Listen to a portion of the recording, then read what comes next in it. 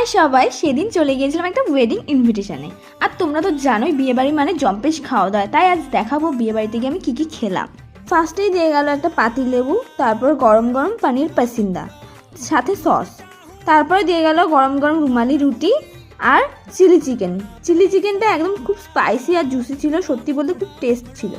তারপর গরম গরম সাদা ভাত দিয়ে গেল, সাথে ভেজ ডাল, এর সাথে লেবু দিয়ে খেতে খেতেই এরপর নিয়ে নিলাম গরম গরম ফ্রেঞ্চ ফ্রাই, তারপর দিয়ে গেল কাতলা কালিয়া, তারপরেই দিয়ে গেছিল জাফরানি পোলাও, আর সাথে খেলাম মটন কষা। মাংসটা একদম নরম আর মশলাটা ছিল পারফেক্ট। যদিও মাটনটা আমার খুব বরাবরই খেতে ভালো লাগে। খাওয়া শেষে নিলাম আমের চাটনি, এখানে চাটনিটাই নিয়েছিলাম আমি পাঁপড় দিয়ে খাওয়ার জন্য। তারপরেই এলো ডেজার্টের পালা, মালাই চমচম আর ভাপা সন্দেশ। মিষ্টির মধ্যে আমার এই দুটো মিষ্টি খুবই প্রিয়। আর সবশেষে নিয়ে নিলাম একটা হজমোলা, কারণ এত খাওয়ার পর তো এটা লাগবেই। তারপর বাইরের স্টল থেকে নিয়ে নিয়েছিলাম একটা আইসক্রিম। এই ছিল সেদিনকের বিয়ে বাড়ির খাওয়া দাওয়া।